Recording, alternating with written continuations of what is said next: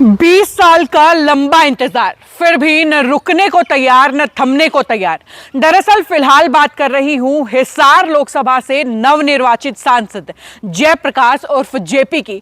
वही जयप्रकाश जेपी जिनका हिसार लोकसभा से कुछ अलग ही नाता है, इतना अलग कि इन्होंने हिसार सांसद की कुर्सी पर काबिज होने के लिए कोशिश नहीं बल्कि कशिश की है।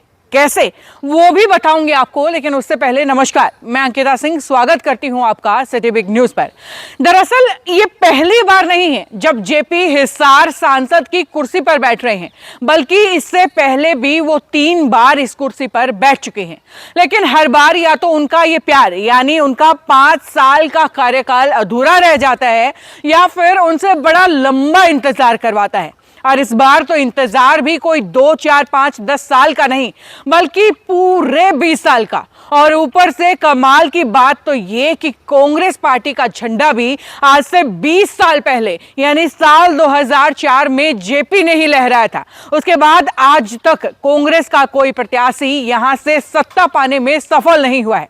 फिर चाहे बात संपत सिंह जैसे बड़े चेहरे की हो या फिर भजन लाल परिवार के चश्मो चिराग भव्य बिश्नोई की।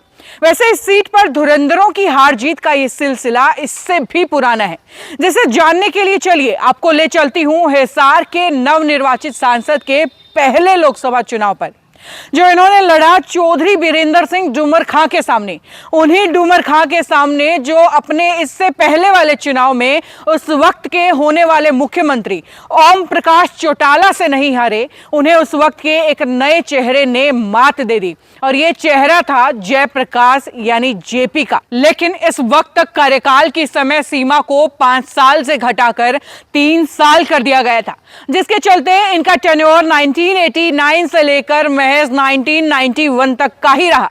लेकिन कुर्सी पर काबिज होने की इन्होंने पुरजोर कोशिश की, जिसके चलते पहले तो वो 1991 का चुनाव चौधरी नारायण सिंह कटारिया से हारे और फिर 1996 के चुनाव में हरियाणा विकास पार्टी उम्मीदवार के तौर पर लाला गौरी शंकर को हराते हुए फिर से एमपी की कुर्सी हासिल की। पर क्या आपने वो कहावत सुनी है, आसमान से गिरे और खजूर में अटके?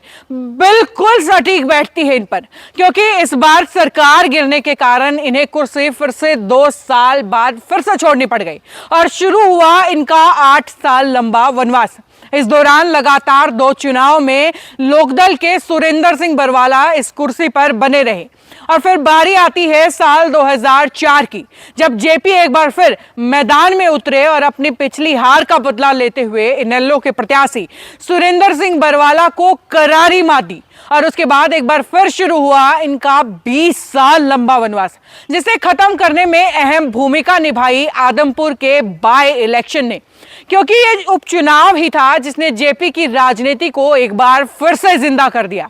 साथ ही इस उपचुनाव में जेपी की फौज भी तैयार हुई, उसने लगभग हारा हुआ चुनाव भी जितवा कर जेपी की झोली में डाल दिया।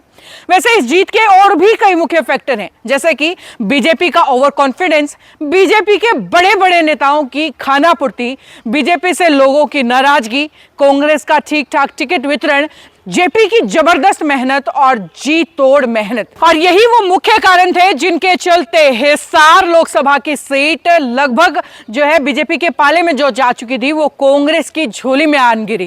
वैसे आपको क्या लगता है, क्या इन मुख्य फैक्टर्स के अलावा कोई और भी फैक्टर ऐसा था जिसने कांग्रेस को ये चुनाव जितवाने में मदद की? आपकी राय क्या है, कमेंट बॉक्स में लिख करके बताइए और जुड़े रहिए सिटी बिग न्यूज के साथ। नमस्कार।